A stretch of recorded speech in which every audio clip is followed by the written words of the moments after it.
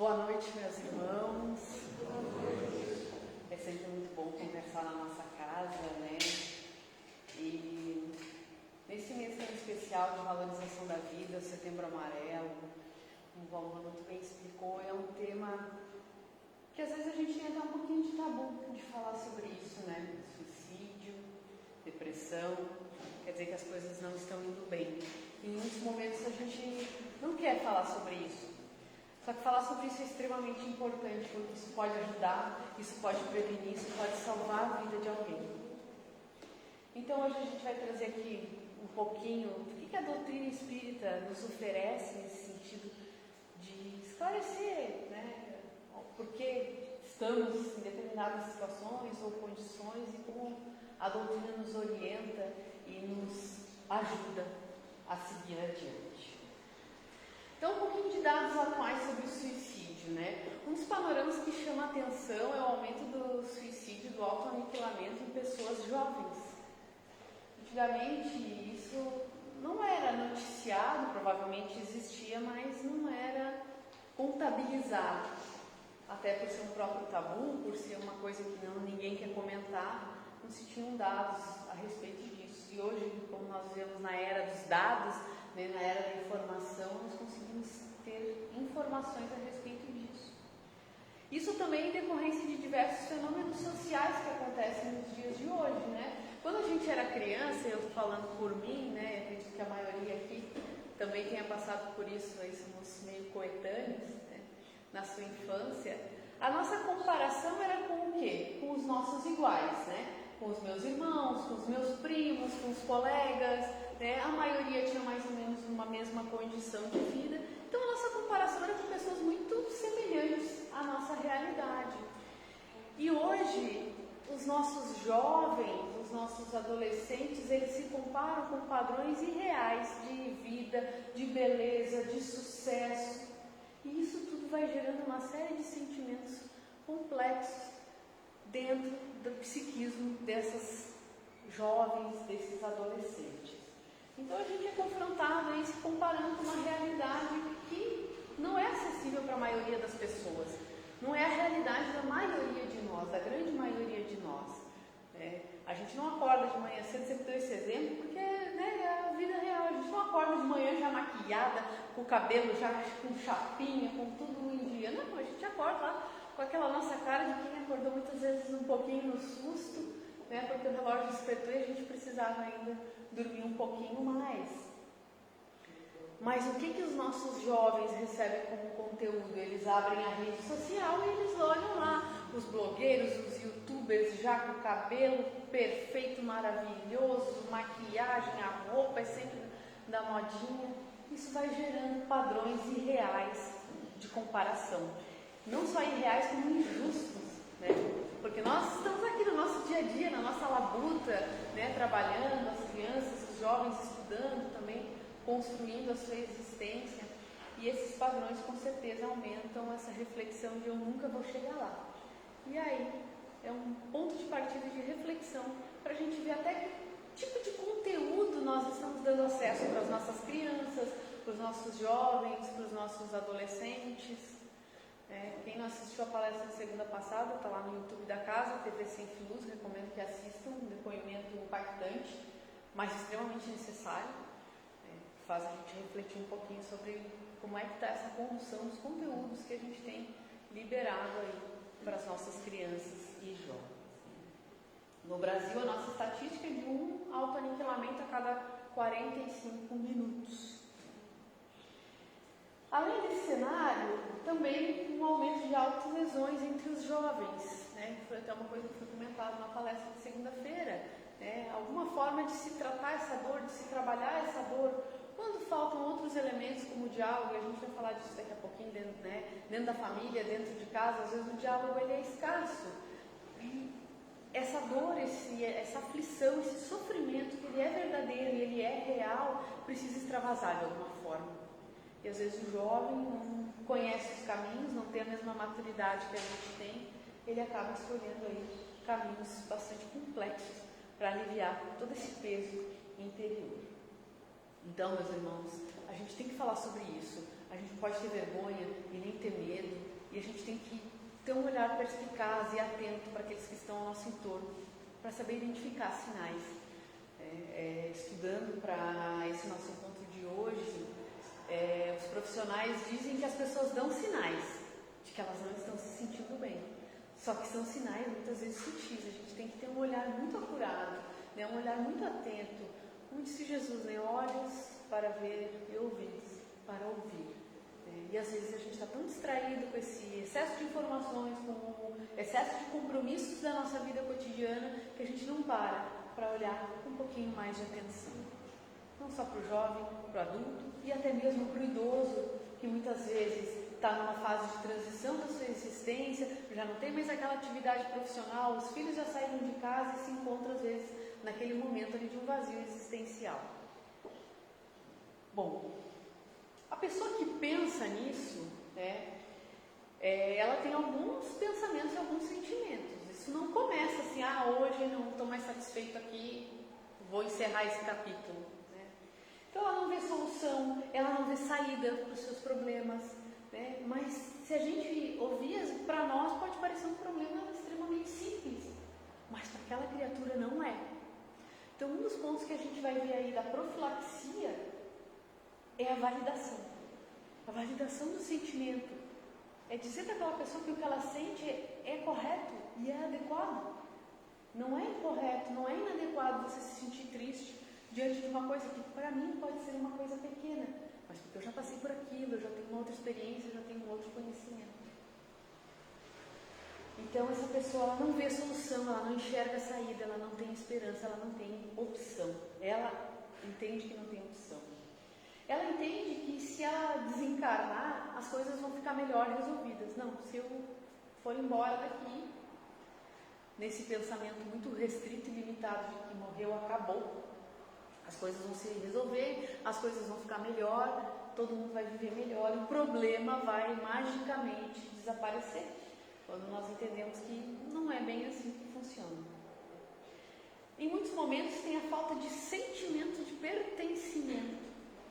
Nós sabemos, e a doutrina nos explica, que a nossa família é um ambiente onde nós encontramos não só os nossos afetos, mas também os nossos desafetos. Aqueles espíritos com os quais nós somos comprometidos e que de alguma forma precisamos encontrar o caminho do amor, porque a família é o lugar onde o amor deve prevalecer acima de tudo.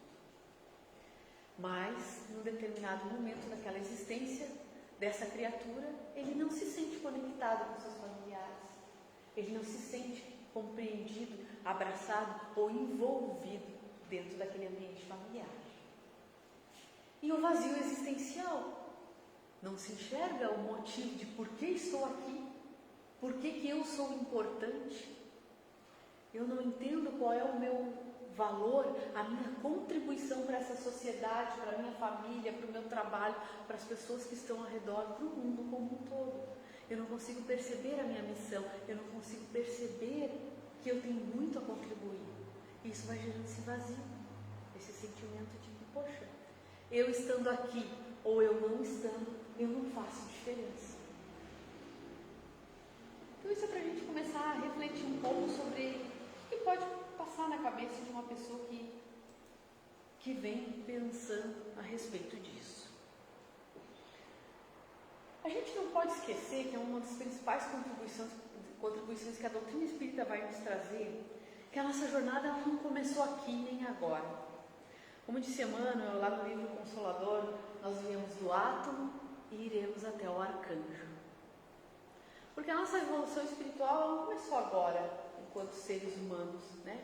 Ela veio lá desde o mineral, antes do mineral, no átomo, numa molécula, veio para o mundo, o reino mineral, depois para o reino vegetal, o reino animal, o reino hominal, até chegarmos aí numa evolução espiritual de alto grau, onde não precisaríamos mais reencarnar. Então a nossa experiência, a nossa jornada evolutiva, ela não se construiu aqui e agora, só com as experiências que eu tenho nesse momento. Eu tenho um arcabouço, eu tenho uma coletânea de experiências de muitas desencarnações. São experiências positivas, mas também as negativas.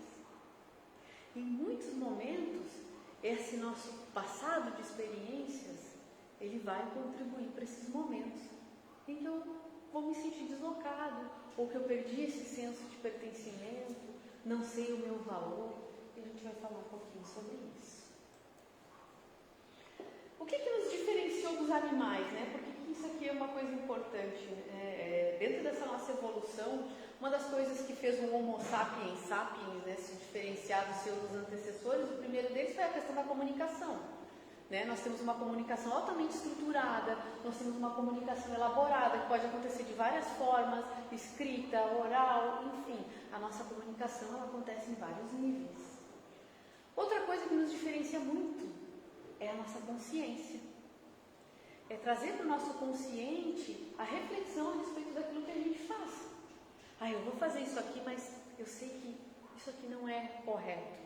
Né? E a nossa consciência nos alertando, nos avisando de que devemos proceder de uma forma diferente. Os animais não têm isso. Né? Às vezes o cachorro nos morde, o gato pode nos arranhar numa questão instintiva. Ele não está fazendo um juízo de valor se isso é certo ou errado.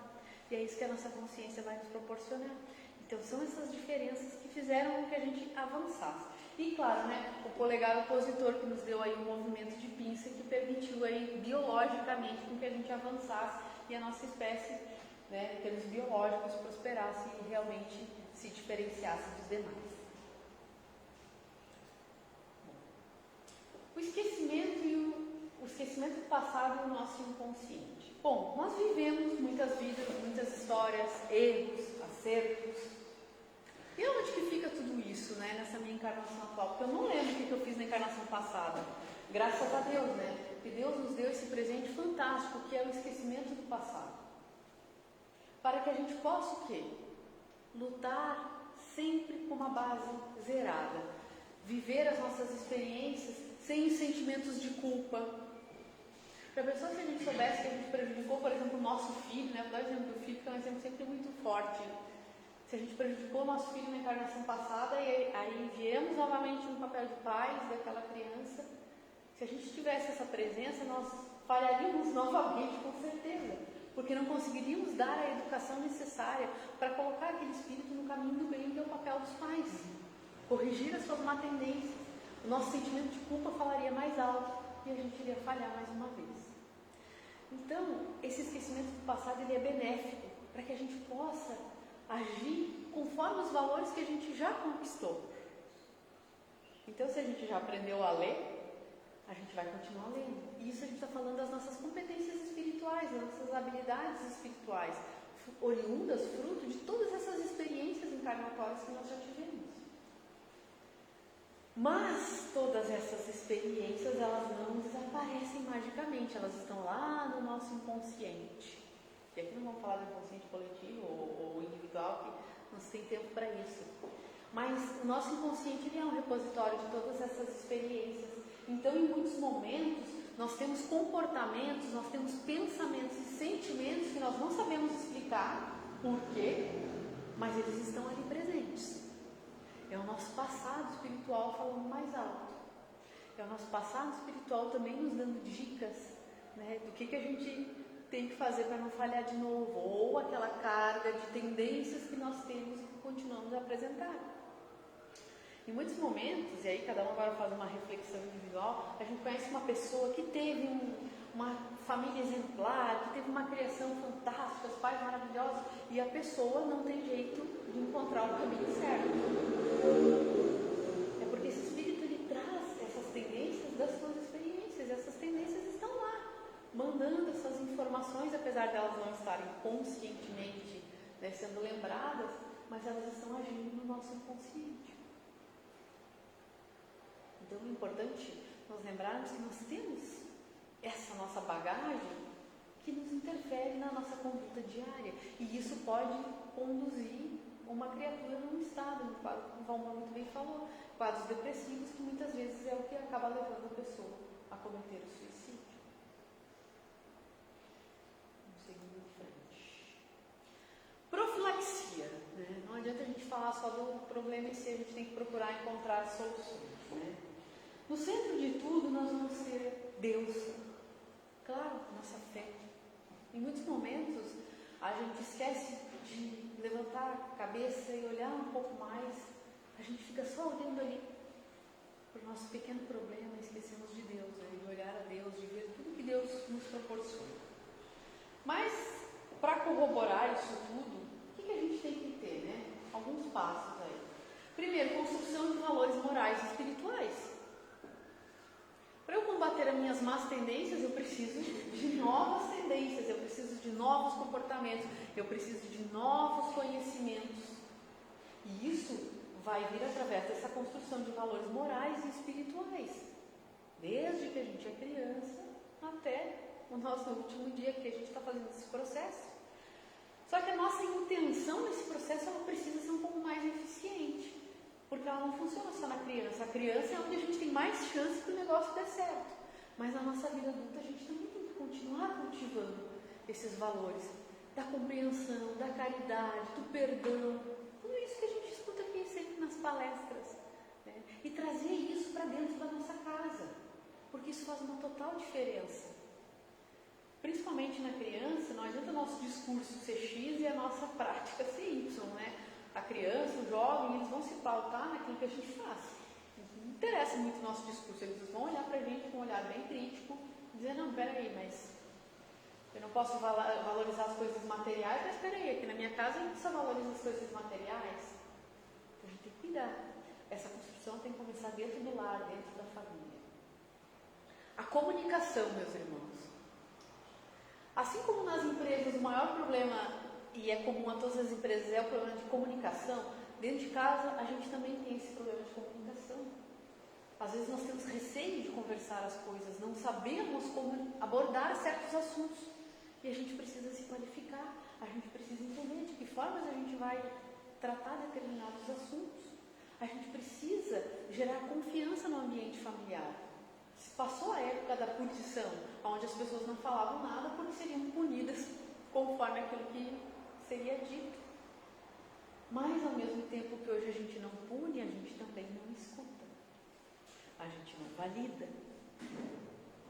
Então, a comunicação é um passo primordial para a profilaxia.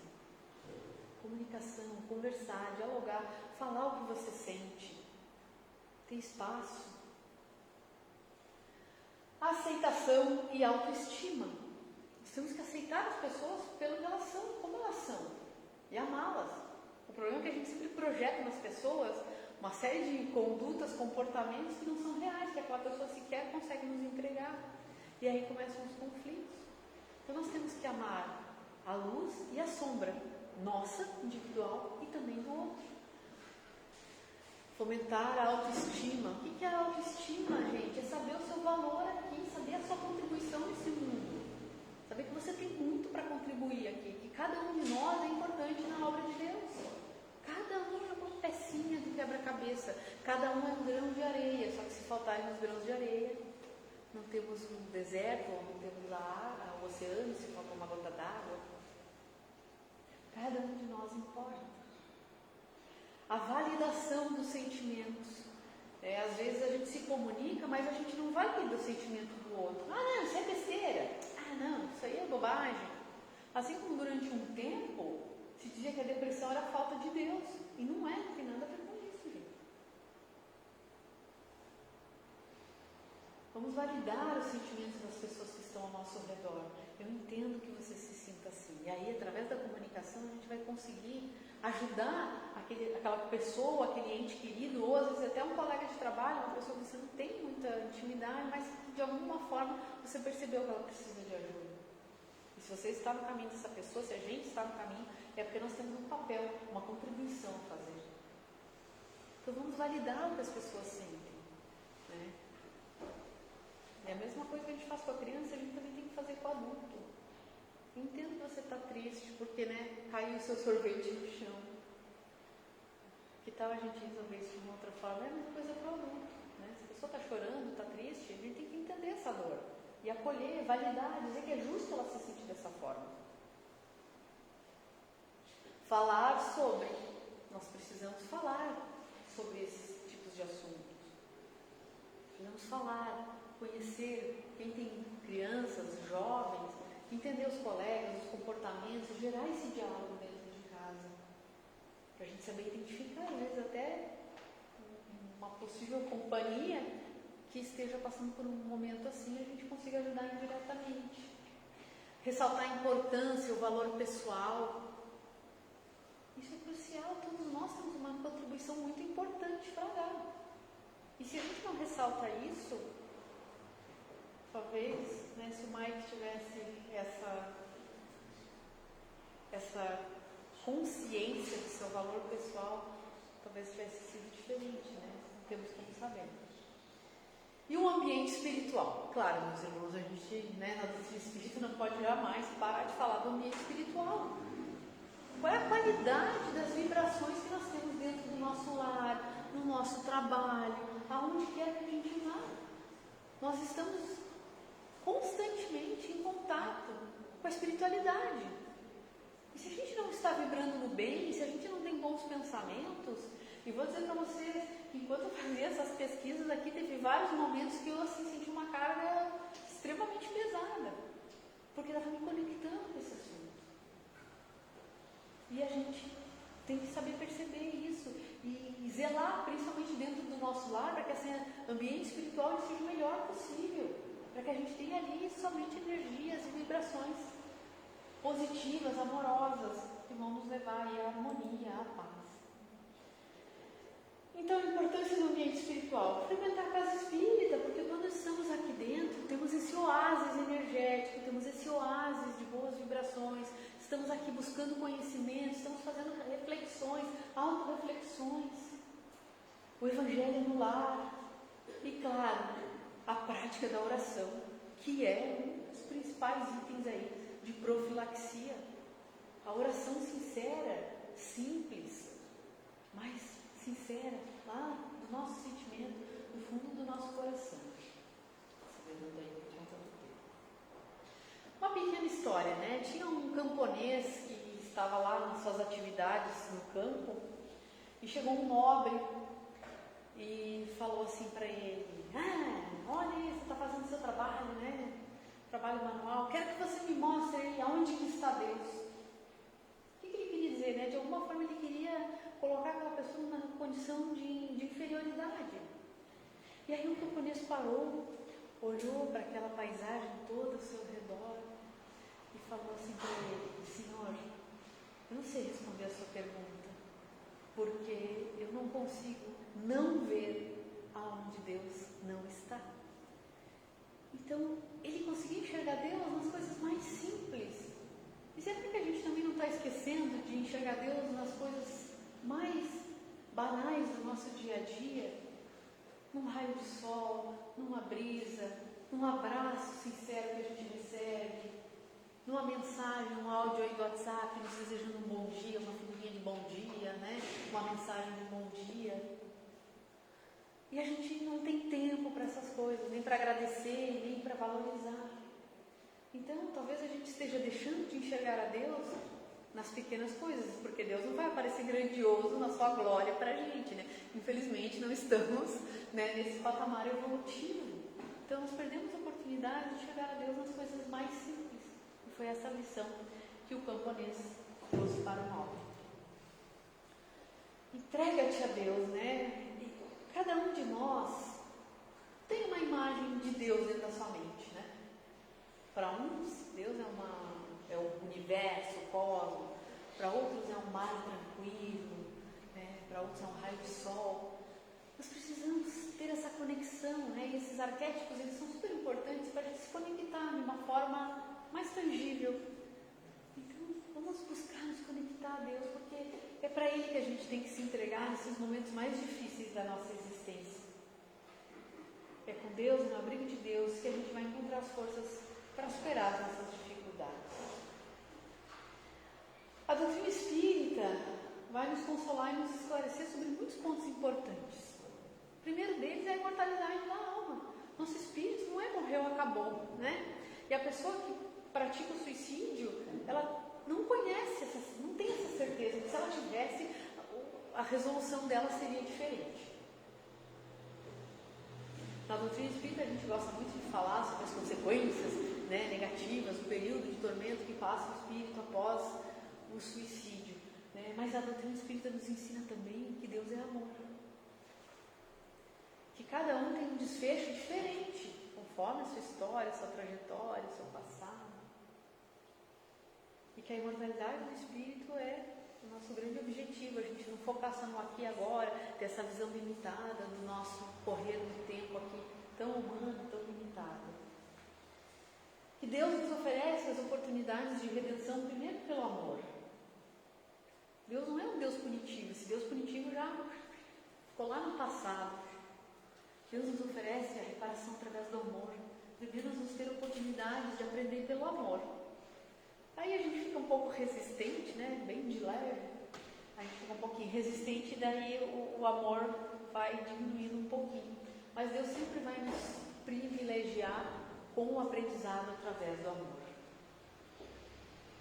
E os nossos compromissos, eles vão sendo amenizados na medida do bem que nós fazemos. Por que a doutrina espírita foca muito na questão da caridade, na prática do bem? Porque o bem, ele está depondo ao nosso próprio favor. Então, à medida que a gente vai praticando o bem, a gente também vai diminuindo aquela conta corrente negativa, né, dos nossos maus atos aí do passado, onde não tínhamos também tanta consciência como nós temos hoje, que é certo e errado, das consequências daquilo que nós fazemos. Então, sim, nós temos sempre uma esperança, nós temos sempre possibilidades, como dizia Chico, de começar hoje e fazer um dia diferente, né? O passado a gente não pode mudar, mas o presente a gente pode fazer muito isso. Então, Deus é amor, Deus não vai nos punir, nem nos castigar, Ele vai nos dar uma oportunidade de reparação. Às vezes o que nos falta é um pouco dessa conexão com Deus.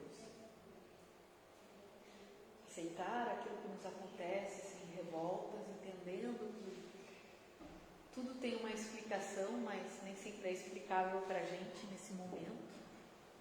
E aceitar que Deus realmente sabe o que é melhor para a gente, mesmo que em alguns momentos sejam lições um pouco amargas e difíceis. Mas são através delas que a gente vai conquistar o burilamento necessário para o aprimoramento do nosso espírito.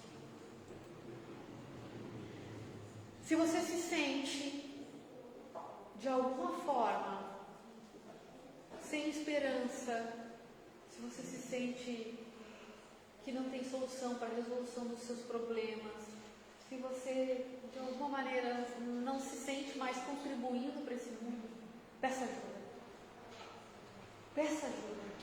E se você identificar alguém que precisa de ajuda, peça ajuda também para essa pessoa. A gente precisa pedir mais ajuda. Pedir e obtereis, né? Bater e abrir o seu rosário. Então a gente precisa pedir essa ajuda. Pedir para os Espíritos, pedir para Deus, pedir para Jesus, para quem a gente quiser. Ajuda, forças. Renovar nossas esperanças. Dizer, levantar a mão e dizer, não estou me sentindo muito bem não. Não estou confortável, não estou legal com isso. Preciso que alguém me ajude, preciso de socorro, preciso de apoio. Até algum tempo atrás era vergonhoso pedir ajuda, né? Era tabu dizer que não estava bem, né? E fazer psicoterapia era coisa de gente que não estava bem. Hoje é o contrário, né? Não pedir ajuda é que é errado. Não buscar uma terapia é que é errado. Ficar doente é que é errado. Então, peça ajuda para você, por alguém que você ama, para quem você conhece, peça ajuda. Ajudas possíveis. Família sempre é a principal ajuda, né? Dentro da família é onde a gente tem espaço para sermos nós mesmos, né? Enquanto na sociedade, em geral, a gente tem os filtros sociais, dentro da família a gente, em geral, tem espaço para sermos quem somos. Não é nenhuma vergonha a gente procurar ajuda da medicina. A medicina tem evoluído muito, né? O humor tem avançado muito para nos ajudar. Vá no psiquiatra, não tenha vergonha. A vergonha é não pedir ajuda. Pedir ajuda, peça ajuda. Não sei que tipo de ajuda que eu preciso. Vá para uma consulta, vá tentar achar e encontrar. As respostas não são tão fáceis, né? Procure uma psicoterapia. Às vezes a gente precisa de tudo isso aqui junto, né? Às vezes não é só uma coisa ou outra, a gente precisa de um combo. Sempre tem um combo feliz, que geralmente envolve medicamentos, né? Psicoterapia, uma série de coisas, né? Apoio da família, atividade física. O centro espírita é a prática da caridade, um excelente motivação também, me ajuda. Quando nós tocamos mão com a dor das outras pessoas, a gente começa a redimensionar o nosso próprio sofrimento. Quando a gente vê que tem pessoas que às vezes não têm o que comer, a pessoa está passando por uma situação dramática na sua existência, a gente olha para a gente mesmo e diz assim, meu Deus, não tem nem direito de sequer reclamar ou de não ter um sorriso para oferecer. A caridade, meus irmãos, ela tem uma terapêutica profunda na nossa existência. O ser humano está fadado à glória estelar. Atingi-la depende exclusivamente do empenho que de si se exija, não desfalecendo e tendo sempre em mente que a conquista do Planalto é mais difícil do que a descida ao abismo. É difícil a gente, praticar o bem e se reinventar e se mudar e entender que a gente precisa pedir ajuda quando a gente não está bem, né? A casa oferece o atendimento fraterno, para quem quiser, sempre após as palestras, segunda, quartas e sábados, a casa tem atendimento fraterno, é uma ajuda importante. As pessoas ali de bom coração vão te ouvir, não vão te julgar. Às vezes a gente só precisa de um desabafo e de ouvidos aí isentos. E para encerrar, se vocês quiserem agora fechar os olhos para a gente fazer esse encerramento pré-prece aí, a gente se conectar com essa espiritualidade maravilhosa que está aqui presente nessa noite. Vamos lembrar que você é importante, eu sou importante, cada um de nós é importante. Nós somos importantes para Deus. Deus nos deu a oportunidade de estarmos aqui nesse mundo, convivendo nesse momento com tantas outras pessoas, porque nós temos uma contribuição importante a trazer para nós e para o mundo. Cada um de nós tem o seu propósito, tem o seu valor, tem a sua missão, tem o seu objetivo nessa encarnação. E Deus nos deu a sua pessoa como um presente, porque através de cada um de nós que nós crescemos, nós amadurecemos e nós aprendemos. Então cada um é um presente que Deus deu para os demais. Você é amado por Deus e também por muitas outras pessoas. E é através desse amor que Jesus vai nos amparar com seus braços amorosos e que cada um de nós, ao sair daqui na noite de hoje, possa levar esperança e consolo aos corações amados e a todas as pessoas que cruzarem o nosso caminho. Que Deus ampare e ilumine a cada um de nós.